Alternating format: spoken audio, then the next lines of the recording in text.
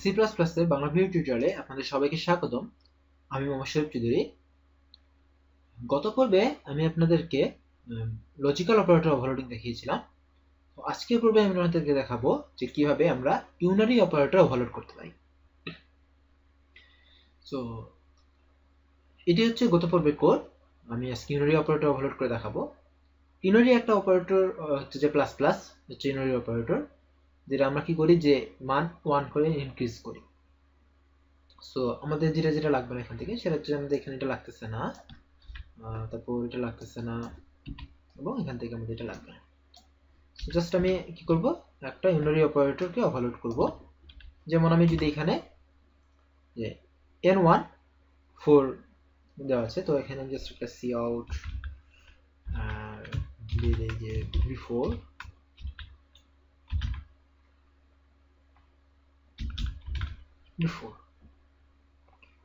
দিয়ে দেওয়ার পরে বিফোর দিয়ে দিলাম, এবং জাস্ট তারপরে আমি এখানে প্রিন্ট করব যে n1.print n1.print। আমি যদি এটাকে প্রিন্ট করি এবং এটাকে যদি আমি এখন রান করি, তাহলে আমি দেখব যে বিফোর হচ্ছে 40 আছে n1, before n1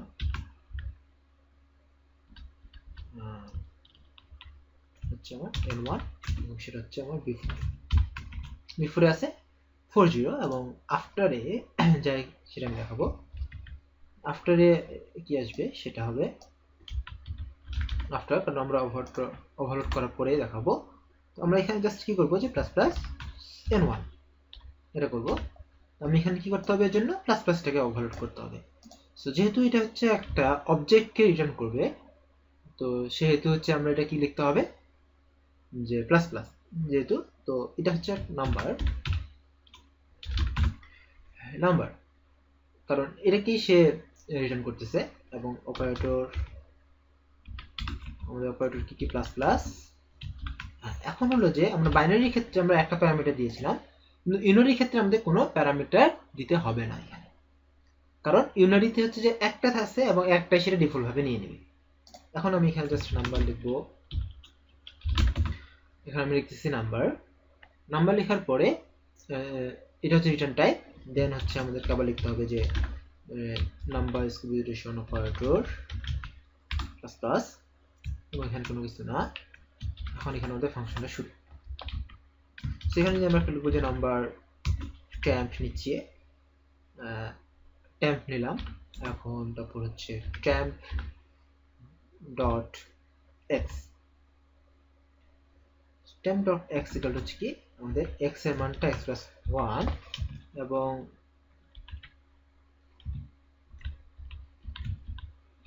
y plus 1 হচ্ছে temp dot y এর মান। তো আমি এরপর কি করতেছি রিটার্ন temp।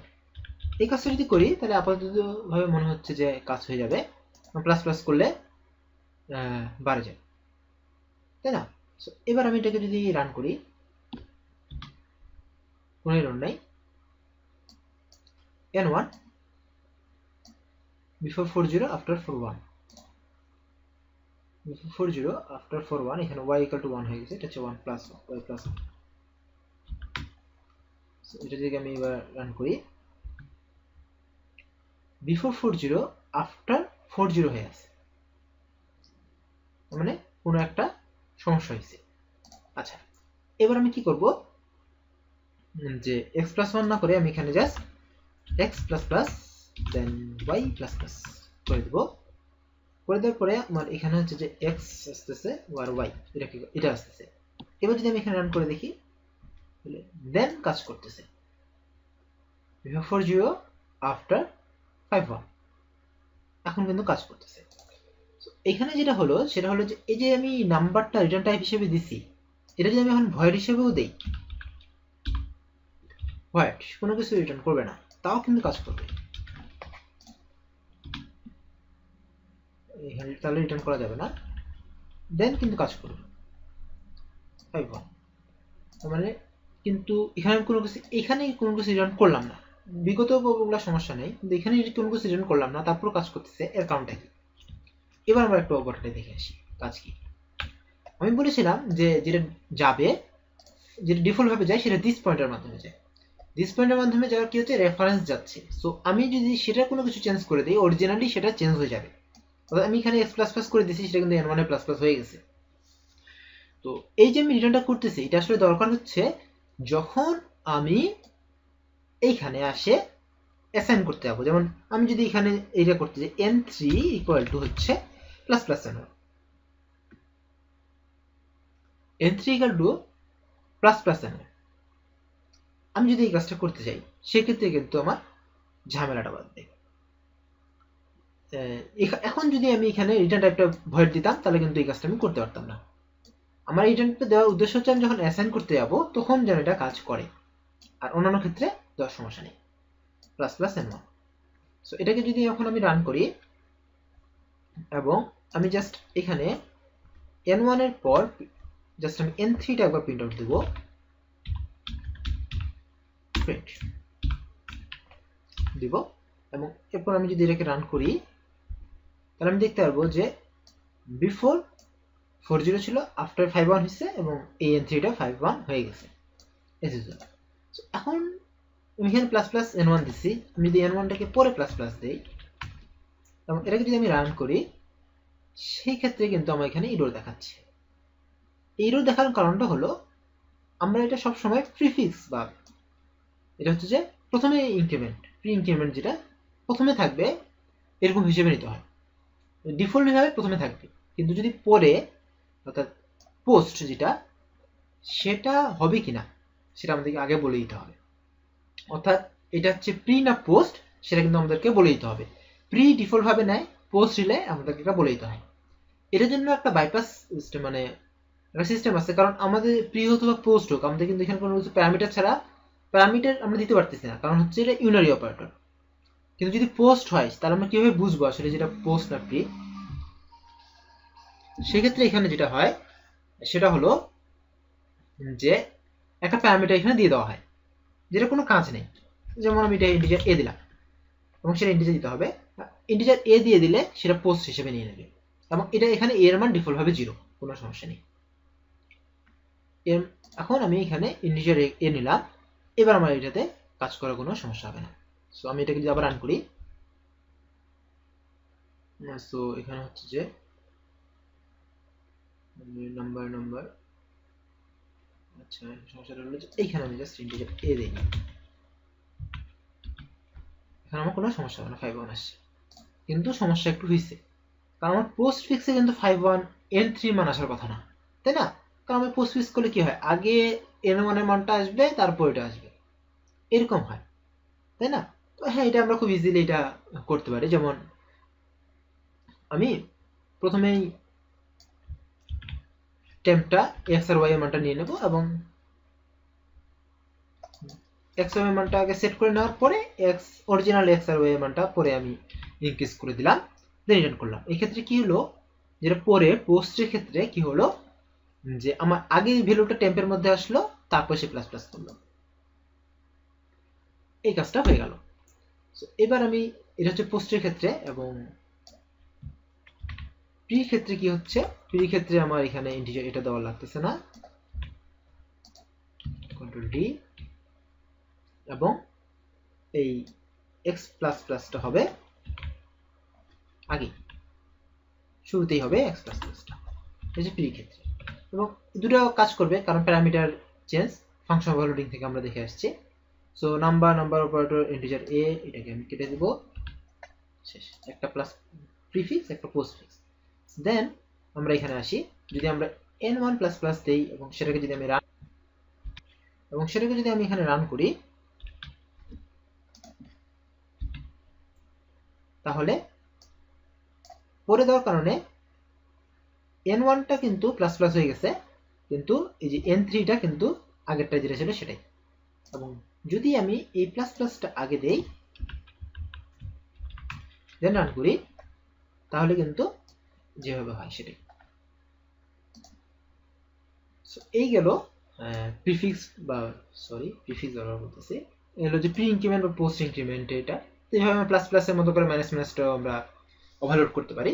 সো এটাতে কোনো সমস্যা হওয়ার কথা না। সো আমি আপনাদেরকে দেখালাম যে কিভাবে আমরা ইউনারি অপারেটর ওভারলোড করতে পারি এবং সেটাকে প্রি বা পোস্ট যে কোনো টার্মেই নিয়ে যেতে পারি।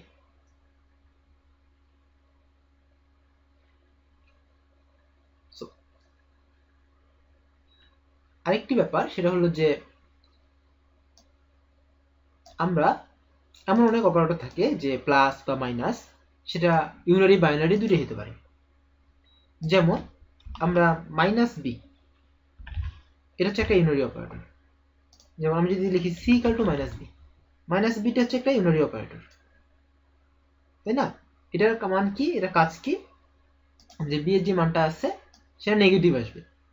কিন্তু যখন আমি এ মাইনাস বি লিখবো তখন এটা কিন্তু সরি মাইনাস বিটা হচ্ছে ইউনারি অপারেটর, এবং যখন আমি এ মাইনাস বি লিখবো তখন সেটা বাইনারি অপারেটর হয়ে যাবে। সেক্ষেত্রে কি করতে হবে, এই যে অপারেটর ওভারলোডিং এর মতো ইউনারি বাইনারি আমরা দুটোই করতে পারি। সেটা একটা আমি এখানে আপনাদেরকে দেখাই, যে আমি এখানে প্লাস মাইনাস নিচ্ছি, একটা মাইনাস নিচ্ছি, দেন এখানে মাইনাস নিচ্ছি, এবং প্রথমটাতে আমি এখানে নাম্বার নাম্বার অবজেক্ট, এটা বাইনারির জন্য, এবং পরেরটাতে আমি কিছুই লিখবো না, এটা হচ্ছে ইউনারির জন্য। সো এখন আমরা যেটা দেখাবো আপনাদেরকে, যেটা দেখাবো যে ইউনারি বাইনারি দুটাতে আমরা কিভাবে কাজ করতে পারি। যখন আমাদের প্লাস আসতেছে তো সেক্ষেত্রে আমাদের কি করতে হচ্ছে, নাম্বার, তারপর হচ্ছে আবার নাম্বার, তারপর হচ্ছে অপারেটর মাইনাস,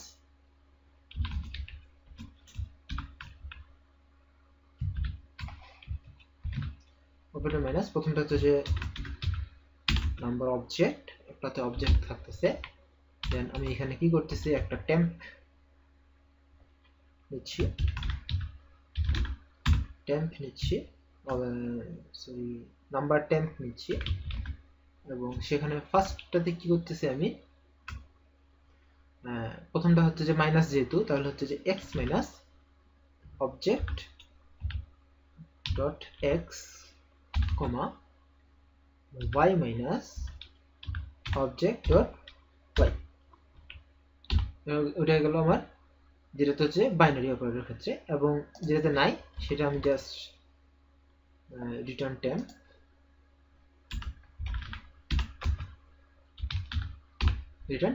এবং এখানে আমি কি করব, একটা নাম্বার টেম্পোরারি নিব,